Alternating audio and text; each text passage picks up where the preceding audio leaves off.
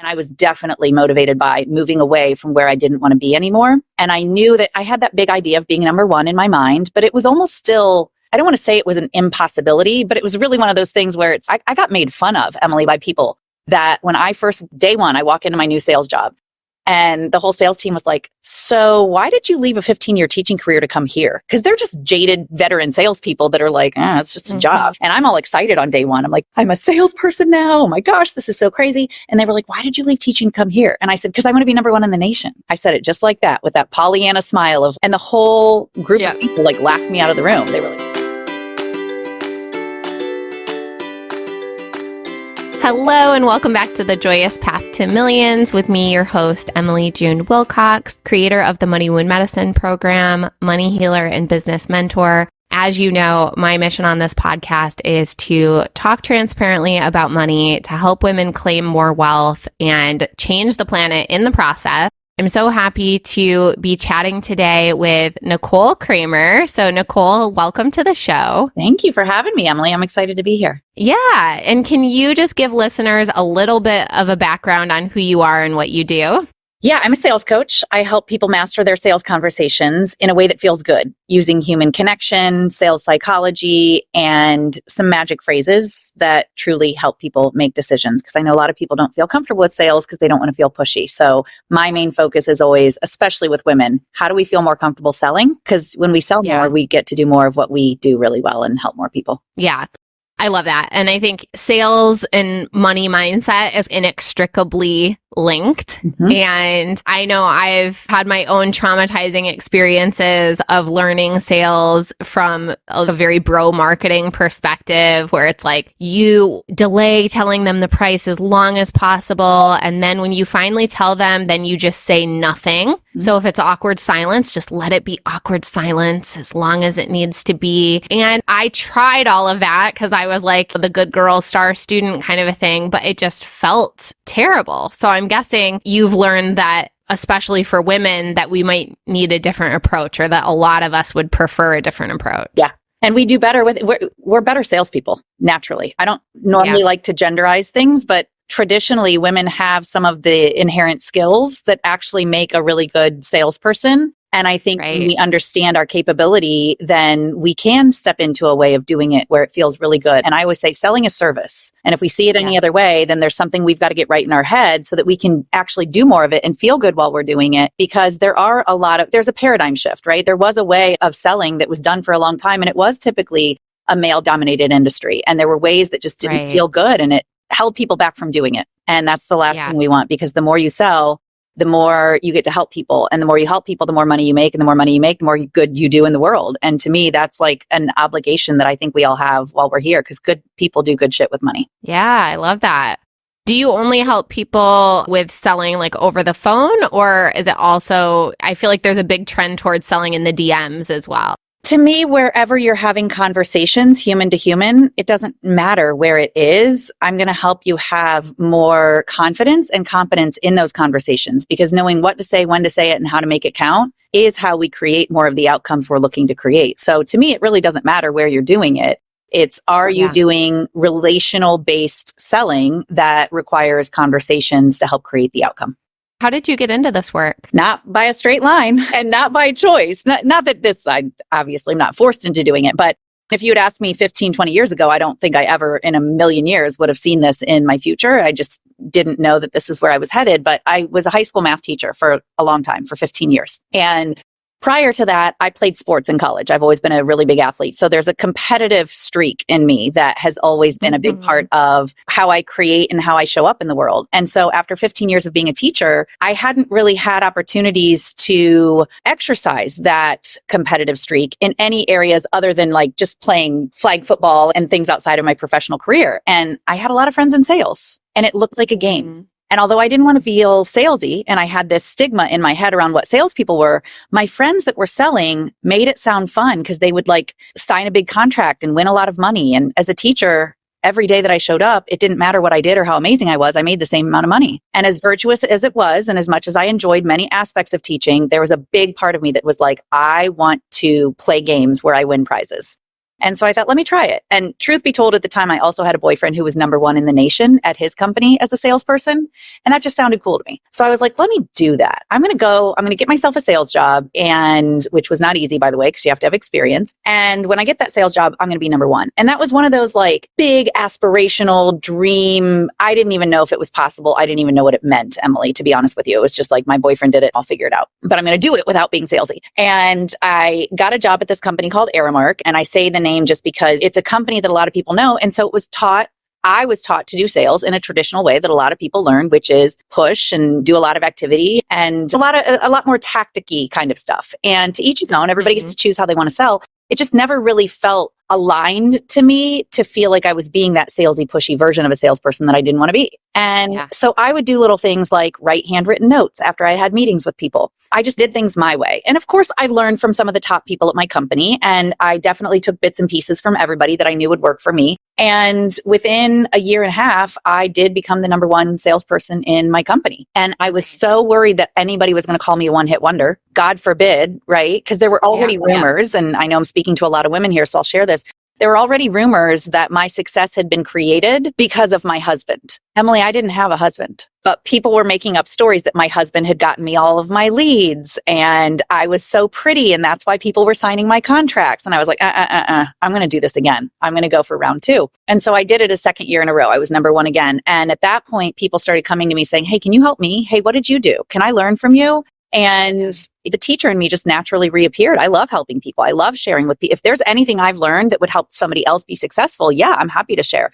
And the people that I started helping, just unofficially, I wasn't doing anything officially, like people weren't paying me. My company wasn't paying me to train other people. But as I was helping these people and taking them on ride-alongs, they were going on to become number 6 in the nation, number 3 in the nation, number 1 in the nation. But I'm like, oh, it's not just fun. I'm actually good at it. This is cool. And so unofficially, I, again, was just helping people when and where I could within my company. And at that same time, I also had become a certified health coach outside of my company.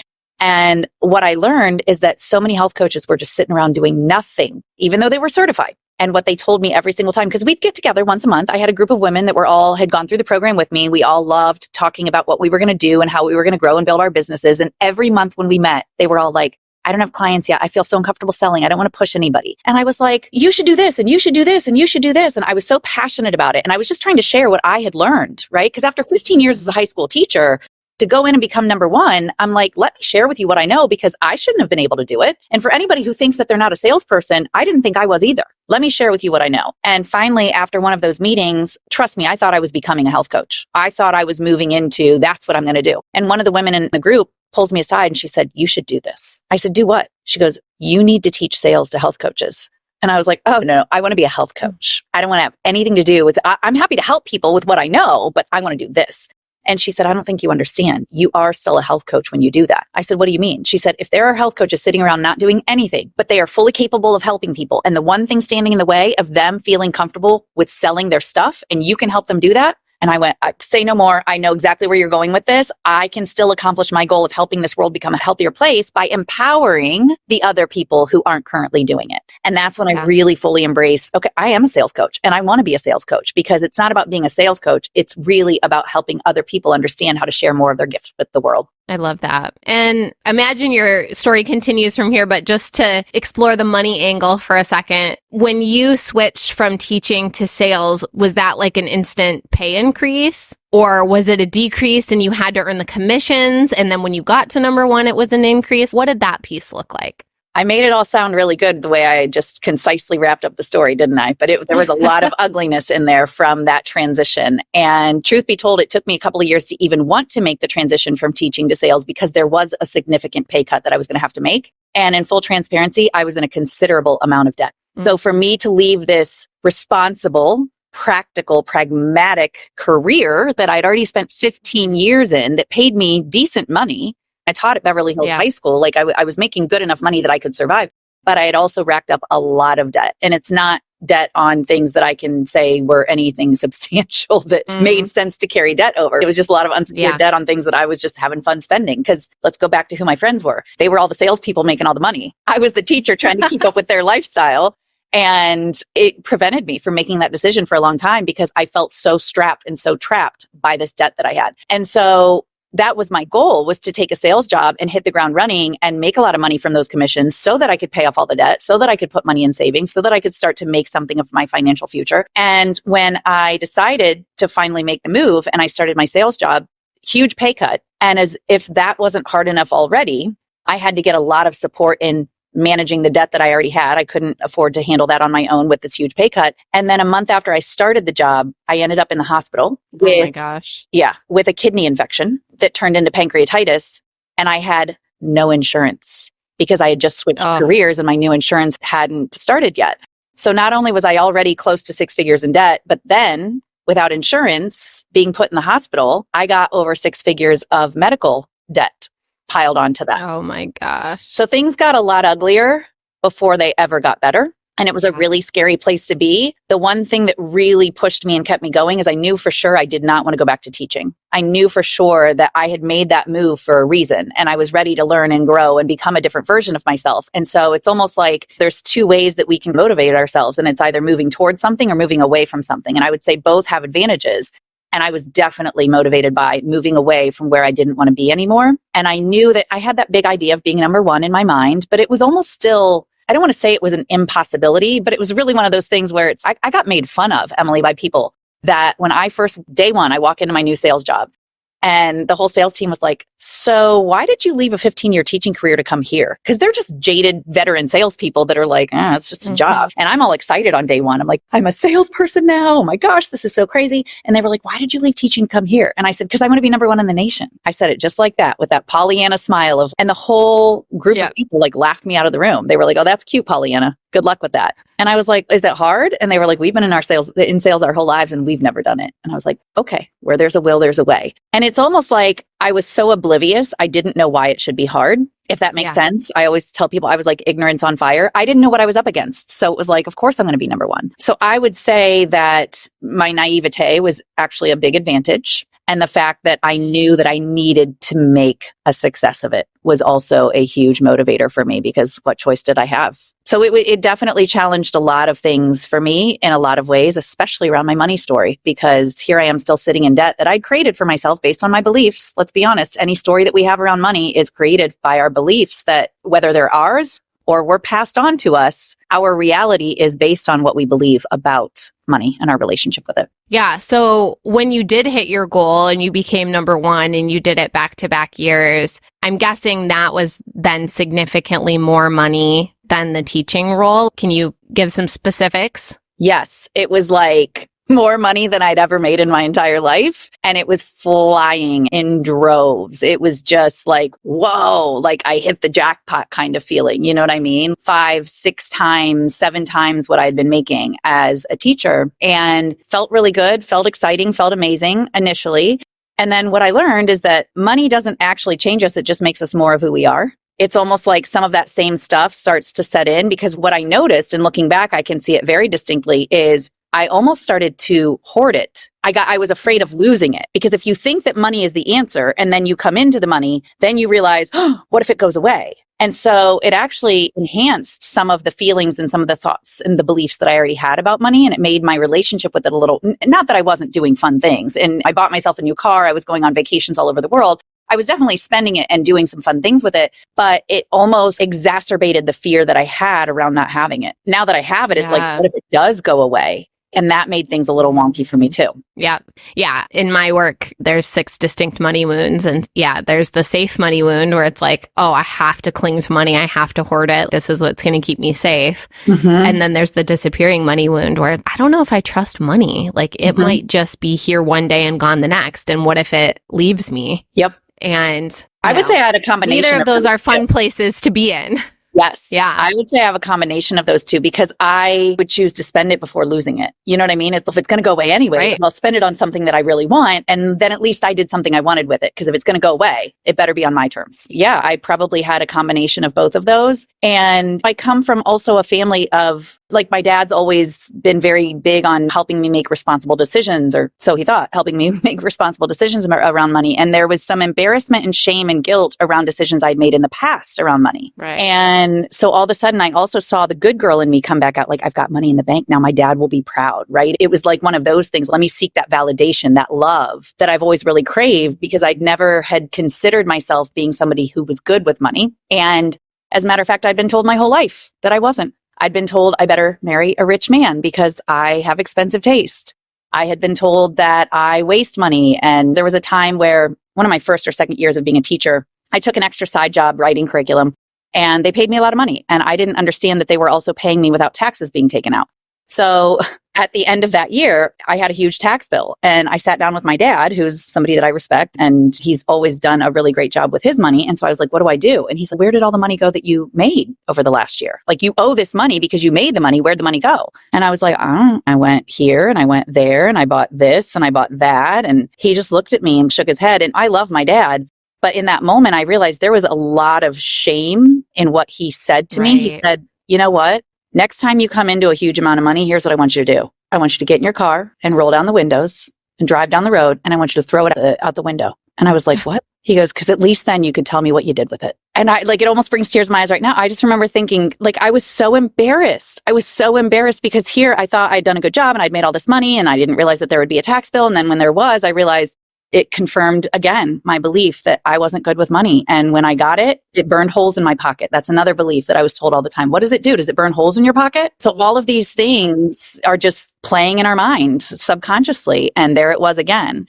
And so that was years and years before all of this with my sales job. So when I took my sales job and I came into more money that I'd ever seen in my life, it definitely played out in a lot of different ways and scared me. Yeah. I mean, it makes perfect sense. And, you know, for anyone listening who hasn't taken my Money Wound Medicine program yet, the money trust wound is in there too. And what you're talking about, it's like, I don't trust myself with money. And when we don't trust ourselves with money, and when we don't trust that money with us, then it's like the idea of having more of it is actually more pressure, because it's like, now I could fuck it up on an even bigger scale. Yep. Now my mistakes can be way more massive than before. And so it can feel scary. That's exactly what it was. Like, if I do it with this, I'm really fucked up. I'm really bad with money. I'm really confirming and validating what I've been told my whole life. And it was a bigger game that I was playing, and I was afraid to play it because of that.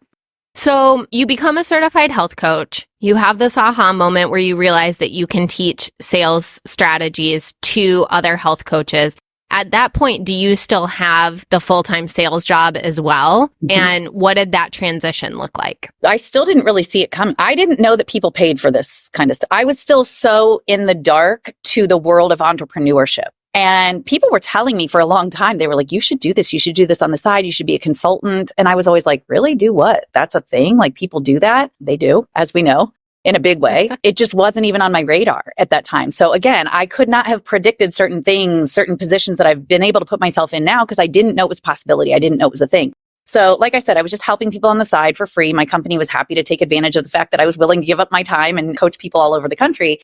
And then as I started to realize, oh, this is a thing and people do this, then I was like, maybe I better hire a business coach that can help me figure out. I was so new to the coaching world. The fact that health coaching was a thing was still relatively new to me. Yeah. So I just thought, wow, health coaching is a thing. I had no idea that there were coaches across the board in every category that you could possibly imagine. This was back in like 2015. And I would say even today in 2024, the coaching industry is still not mainstream. It's becoming more and more, but there's a lot of people out there that still don't know what coaching is outside of the world of sports. Right. So we in the coaching world feel like the whole world knows about it because we're in it, but it's not still a mainstream thing. It's becoming more and more. And I think because more of us understand the benefit to it and we're becoming coaches, and so we're spreading the word, but it just wasn't even something that I knew or realized was possible.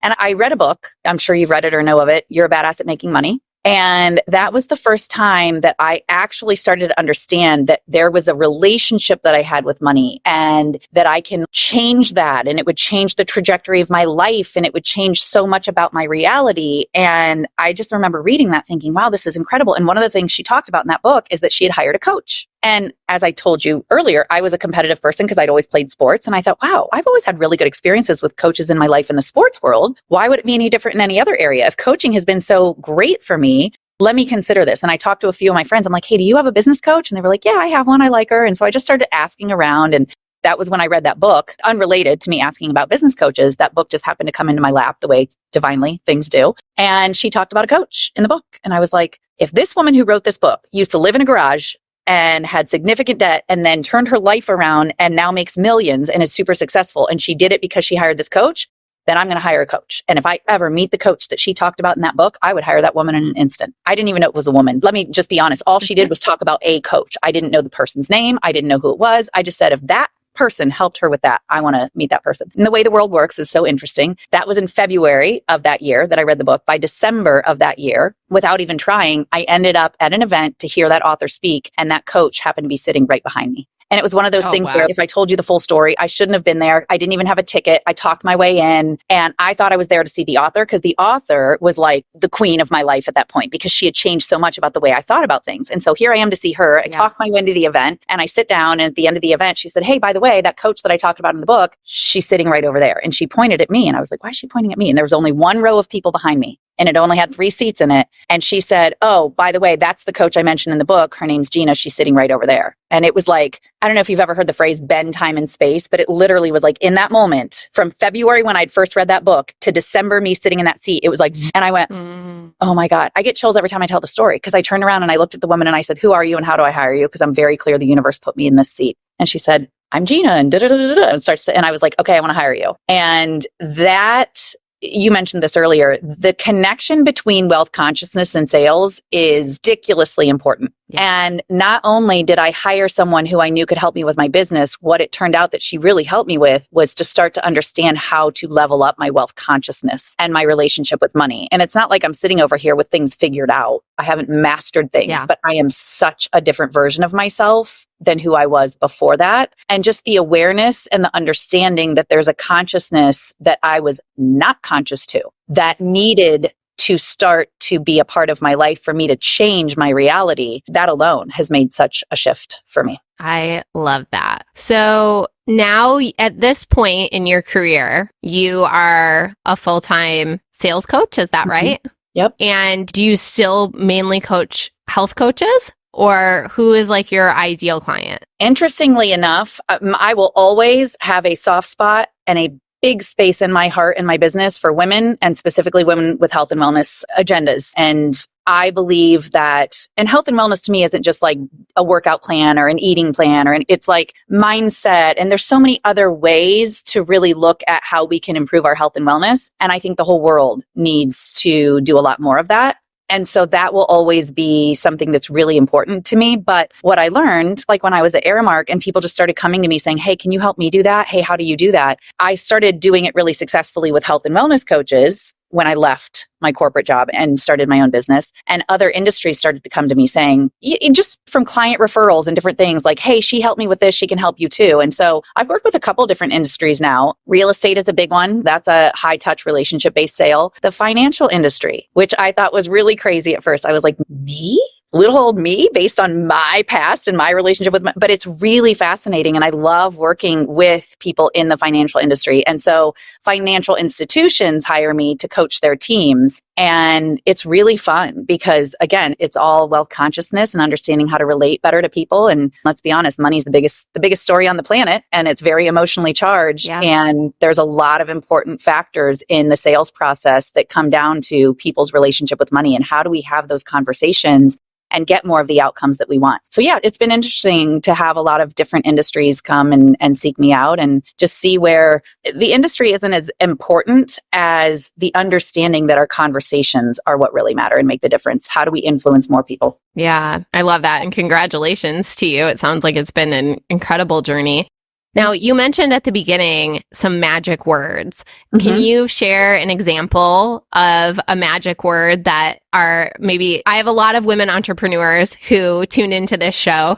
They're all having sales conversations in one way or another. So maybe one little magic word tip that you can share. Let me ask you something first. How open-minded are you to using some of the magic words if I share them with you? I am very open. There's your first one. How open-minded are you? And the reason I love this one and the reason I usually use it to introduce is, let me just say this, the magic words aren't actually magic. There's no abracadabra or anything like that. The reason that they're magic and the reason that I call them magic is they work with the subconscious mind. And when we know how to speak to the subconscious mind, then we are able to help people make decisions more efficiently, right? Because let's be honest, sales is just asking people to change. People don't feel comfortable with change, and there's a lot of resistance to change. It's not because they don't want to make the change and they don't want to be a better version of themselves in whatever way that is, but it's hard because they've got all this stuff that's clogged up here. And when we can talk to the subconscious brain, what the subconscious brain does, and I'm sure you know this and your listeners may as well, it's making decisions for us all day, every day. Right now, my heart's beating and I'm not telling it to. I'm not asking it to. I'm breathing all night long while I'm sleeping and I don't have to tell it to. And so all day long, our subconscious brain already makes decisions without thinking about it. So when we know how to influence people by speaking to that part of their brain, we're able to help them make the decisions that they really do want to make. So that's really what makes them magic, is it keeps people open to possibility. And open-minded is a great one because the alternative is, and nobody wants to think of themselves as closed-minded, right? If you're talking to a room full of 100 people, 99 of them are going to say, yeah, I'm open-minded. There's always that one weirdo that's, no, I'm closed-minded, and whatever. You do you. Yeah. But the advantage there is that we're making that play on the fact that everybody wants to be seen as open-minded. So it's a great way to, in a rejection-free, start a conversation with somebody, because what you're actually asking them is, let's say that I would say, hey, how open-minded would you be to looking into how coaching can support you with your relationship with money?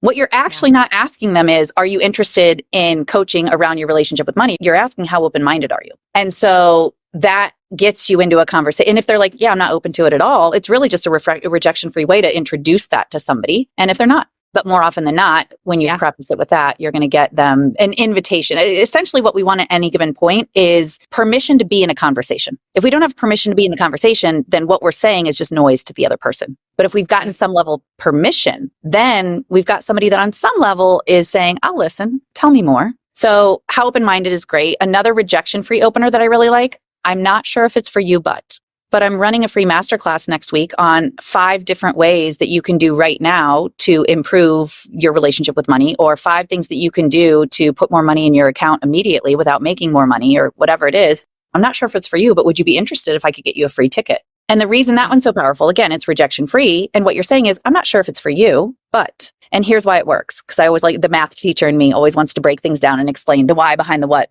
Yeah. I'm not sure if it's for you. I'm putting it out there. I'm saying I don't know if it's for you. Therefore, if you say it's not, all right, I said it first. But what that does is it piques the curiosity. It creates a little FOMO, right? The person's, I'll decide if it's for me. What is it? Now, that actually isn't said out loud, but that's what their subconscious brain is thinking. Tell me, what is it? And a lot of times people are like, don't use the word but, because but negates everything that came before it. That's exactly what we want to do here. I'm not sure if it's for you, but I'm going to tell you about it anyways. And what it also does is it gets their focus on what comes after the but. Now we have them focusing on the very thing that we wanted them to focus on to begin with. If I were to say, Emily, this podcast interview has been great, but I really wish that yada, yada, yada. Whatever I said, you'd be focusing on whatever I said afterwards. And that's the part you would remember. So using that phrase, rejection free, not sure if it's for you. If it's not, they say it. If it is, now we've gotten them focused on the very thing that we wanted them to hear to begin with. And I would say with the work that I do, I'm an Exactly What to Say certified guide in addition to being a sales coach.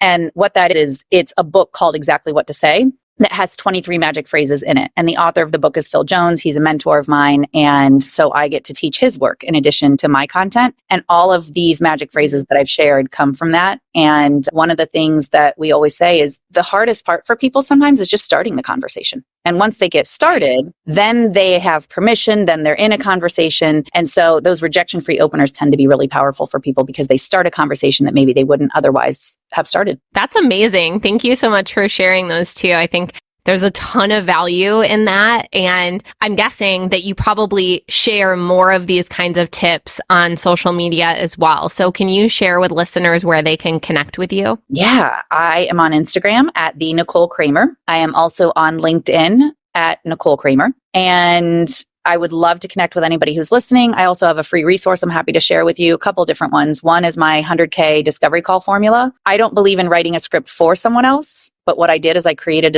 a discovery call formula where it covers the outline, and then You get to create a script that feels good and natural for you based on my guidelines and suggestions. And I'm happy to share that with anybody who reaches out and connects with me on social media. Amazing. So everyone go connect with Nicole, get that 100K framework. Nicole, last question. What does it look like and feel like for you to be on your joyous path to millions? Honestly, I almost had tears in my eyes as you asked me that question, because it's a different answer today than it would have been like 5 or 6 years ago. And I love money. I love it. I will always love it. I think it's amazing. I think it's a wonderful tool, and I will always continue to make it and accumulate it and do better things in this world with it. But it's not how I measure my success anymore. It's not how I measure my joy anymore. It's how I create more joy for myself, because money is a tool to buy myself more time. Money is a tool to give myself more choices, more opportunities in this life. And what's most important to me is be able to spend my time with the people and doing the things that matter to me most. And so my joyous path to millions really, if nothing else, needs to be comprised of the experiences that I love and the people that I love. And money is the tool that allows me to do more of that. But 5 or 6 years ago, it would have been the money in the bank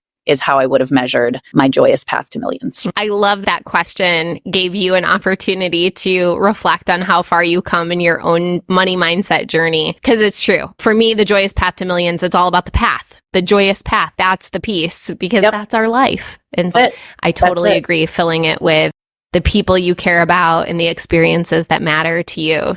Thank you so much for coming on the show. To everyone listening, thank you so much for tuning in, and we'll talk to you soon. How fun was Nicole Cramer? I really enjoyed having her on the show and learning from her. Make sure that you tag her on Instagram at the Nicole Cramer. Tag me at mmakesmoney. Share with us your top takeaways. Here are mine. Number 1, plant the seed. Plant the seed of the things you want to happen. For Nicole, that was being number 1 in her new sales career.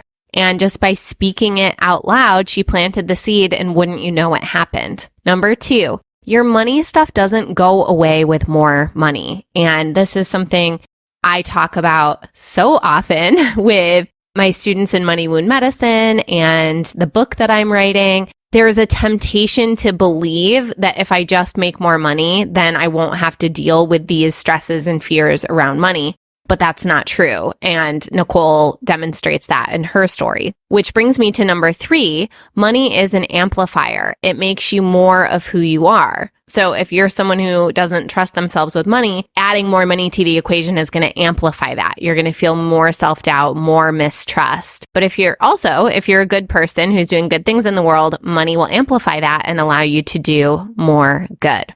Number 4, selling is service. And changing your perspective so that you look at it that way can be really helpful as an entrepreneur. And number 5, you can use magic phrases to speak directly to the subconscious mind. And Nicole was kind enough to teach us a couple of those magic phrases. And you can connect with her directly to get more guidance. And I think she teaches a lot of it on her social media as well. Thank you, as always, for tuning into the show, for making this a top 3% global podcast. And I will talk to you soon. Take care. Listeners like you have made this a top 3% global podcast. So thank you so much for tuning in. Please like, subscribe, share, and leave a review.